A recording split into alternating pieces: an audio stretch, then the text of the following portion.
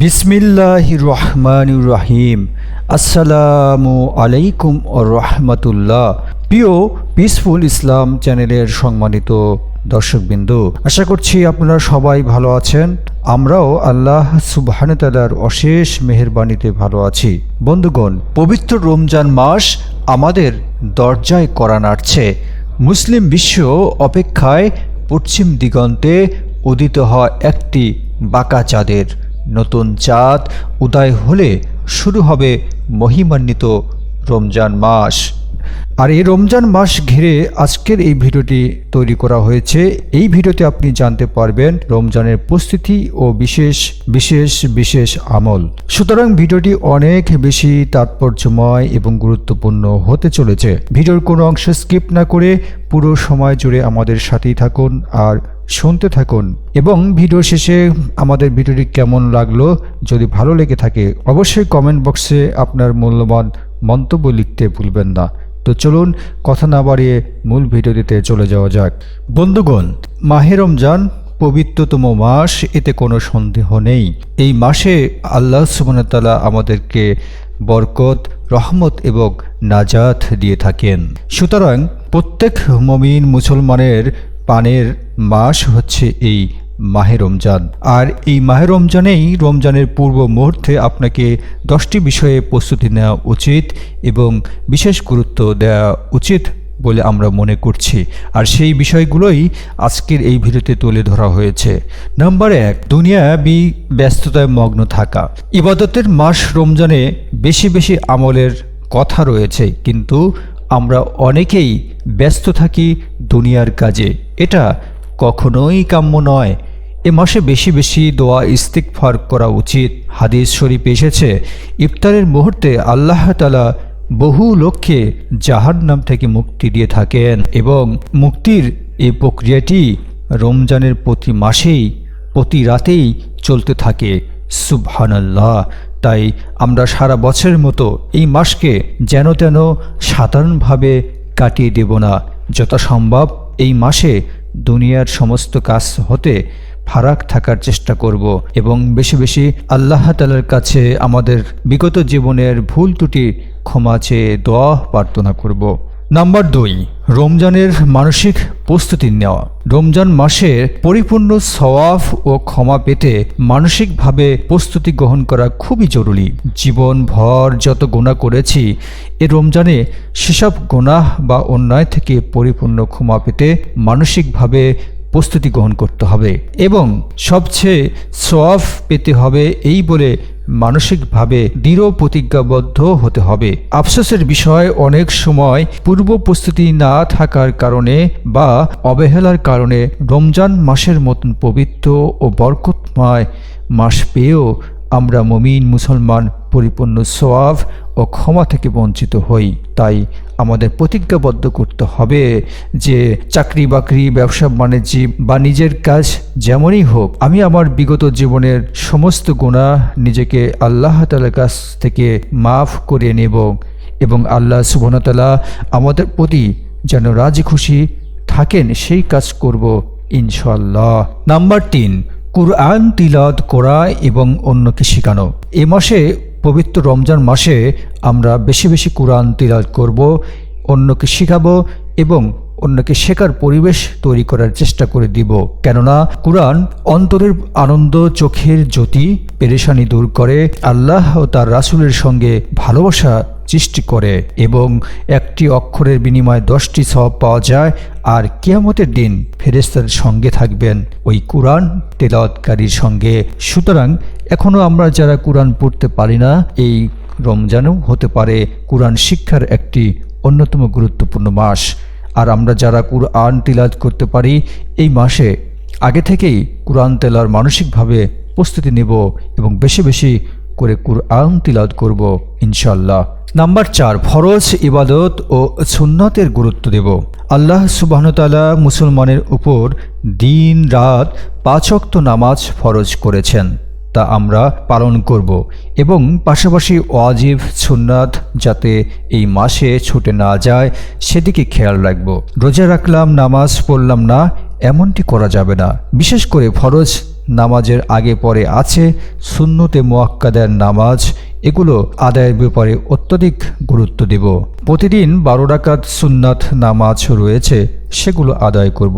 বিগত সময়ে সুন্নাত নামাজ না পড়া যে প্রবণতা সেগুলো পরিহার করব এবং মানসিকভাবে প্রস্তুতি নেব, আর কখনোই সুন্নত কাজা করব না। নাম্বার 5, রোজাদারকে ইফতার করানো। রোজাদারকে ইফতার করানো অত্যন্ত সওয়াব এর কাজ। আমরা নিজেরা ইফতার করব এবং অন্যকে ইফতার করানোর চেষ্টা করব। রাসূল সাল্লাল্লাহু আলাইহি ওয়াসাল্লাম বলেছেন, যে ব্যক্তি রোজাদারকে ইফতার করায় তার জন্য রয়েছে ইফতারকারীদের সমান সওয়াব এবং এজন্য তাদের সওয়াব থেকে কিছুই হ্রাসপ্রাপ্ত হবে না। প্রিয় বন্ধুগণ, আসন্ন রমজান উপলক্ষে আমরা এখন থেকেই মানসিকভাবে প্রস্তুতি নেব। অন্তত 2-1 জন ব্যক্তি যারা গরিব দুঃখী রয়েছেন ইফতার করানোর মাধ্যমে সহযোগিতা করব। নাম্বার 6, হালাল রিজিক গ্রহণ এবং হারাম রিজিক পরিহার করা। প্রিয় বন্ধুগণ, আল্লাহ তাআলা পবিত্র, তিনি শুধু পবিত্র জিনিসই কবুল করে থাকেন। হালাল রিজিক ইবাদত কবুলের অন্যতম প্রধান শর্ত। অজু গোসল বা পবিত্রতা ছাড়া যেমন নামাজ শুদ্ধ হয় না, ঠিক তেমনি হালাল জীবিকা ছাড়া কোনো ইবাদতই আল্লাহ তাআলার কাছে কবুল হয় না। আমাদের প্রিয় নবী করিম সাল্লাল্লাহু আলাইহি ওয়াসাল্লাম বলেছেন, হারাম দ্বারা পুষ্ট দেহ জান্নাতে যেতে পারবে না। প্রিয় বন্ধুগণ, সুতরাং হালাল রিজিক গ্রহণ করতে হবে এবং হারাম রিজিক পরিহার করতে হবে। শুধুমাত্র কষ্ট করে রোজা রাখলাম প্রিয় বন্ধুগণ, কিন্তু রোজা কবুল হওয়ার যে শর্তগুলো আছে সেই শর্তগুলো পালন করলাম না, তাহলে কিন্তু আসলে প্রকৃত অর্থে রোজা কবুল নাও হতে পারে। তাই আমরা খানা পানি থেকে শুধু নিজেকে বিরত নয়, বরং সকল ধরনের হারামি কাজ থেকে নিজেকে পরিত্রাণ রাখার চেষ্টা করব। নাম্বার 7, জাকাত দিতে হবে। জাকাত ফরজ ইবাদত, নামাজের পরই সর্বাধিক গুরুত্ব দেওয়া হয়েছে জাকাতকে। পবিত্র কোরআনে যেখানে নামাজের কথা এসেছে সেখানেই দেখা যায় জাকাতের কথা। নিশ্চয়ই যারা ঈমান এনেছে, সৎ কাজ করেছে, সালাত প্রতিষ্ঠা করেছে এবং জাকাত দিয়েছে, তাদের প্রতিদান রয়েছে তাদের রবের নিকট, আর তাদের কোনো ভয় নেই এবং তারা চিন্তিতও হবে না। সূরা বাকারা 277 নম্বর আয়াতে কথা বলা হয়েছে। বন্ধুগণ, আমাদের কাছে যাদের নিসাব পরিমাণ অর্থ আছে তাদের সবাইকে জাকাত দিতে হবে এবং তাদেরকে জাকাতের মানসিক প্রস্তুতি নিতে হবে এই রমজানেই। কেননা জাকাত একদিকে দাতার আত্মাকে পবিত্র পরিশুদ্ধ করে, তেমনি তার ধন সম্পদকে পরিচ্ছন্ন ও পবিত্র করে দেয়। অন্যদিকে দরিদ্রের অভাব পূরণে সহায়তা করে, এছাড়া সম্পদে ক্রমবৃদ্ধি বয়ে আনে। তাই আমরা জাকাত দিব এবং জাকাত দেওয়ার মানসিকভাবে এই রমজান মাসেই প্রস্তুতি নেব, কারণ এই রমজান মাসে জাকাত দেওয়া অনেক বেশি সওয়াবের কাজ। নাম্বার 8, তওবা ইস্তিগফার পাঠ করা। বন্ধুগণ, রমজান চলে এসেছে আর আমাদের সব গুনাহ এমনিতে ক্ষমা হয়ে যাবে, বিষয়টি কিন্তু এমন নয়, বরং রমজান মাস এর আগ থেকেই রমজানের প্রস্তুতি নিতে হবে। তওবা ইস্তিগফার করে রমজানের যাবিত কল্যাণ লাভে নিজেকে আগে থেকেই প্রস্তুতি করা খুবই জরুরি। আর তাতে আল্লাহ তাআলা ওই বান্দার আগে সব গুনাহ মাফ করে দিয়ে রমজানের যাবিত কল্যাণ দিয়ে জীবন সুন্দর করে দিতে পারেন। এজন্য বান্দাকে বেশি বেশি করে পাঠ করতে হবে, আল্লাহুম্মা গফিরলি, আল্লাহুম্মা গফিরলি, আল্লাহুম্মা গফিরলি। হি আল্লাহ, আপনি আমাদেরকে ক্ষমা করে দিন। নাম্বার 9, দোয়া করা। রজব এবং শাবান মাস জুড়েই আমাদের প্রিয় নবী করিম সাল্লাল্লাহু আলাইহি সাল্লাম রমজানের জন্য অধীর অপেক্ষায় থাকতেন।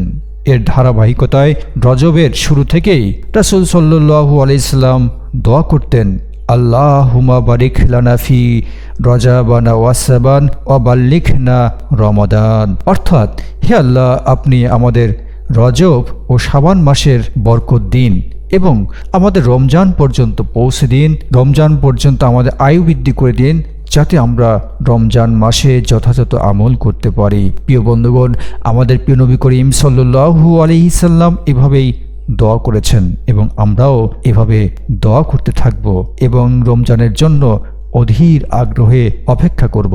এবং সর্বশেষ নাম্বার 10 শাবান মাসের শেষ দিকে রমজানের চাঁদের অনুসন্ধান করা। প্রিয় বন্ধুগণ, রমজান মাস রহমতের মাস, বরকতের মাস এবং মাগফিরাতের মাস হচ্ছে রমজান।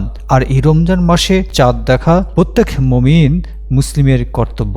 চাঁদ দেখা সুন্নাত। আমাদের প্রিয় নবী করিম সাল্লাল্লাহু আলাইহি ওয়াসাল্লাম ইরশাদ করেছেন, তোমরা চাঁদ দেখে রোজা রাখো এবং চাঁদ দেখে ঈদ করো, কিন্তু যদি আকাশে মেঘ থাকে তাহলে 30 দিন পূর্ণ করো। সহিহ বুখারী হাদিস নম্বর 1900।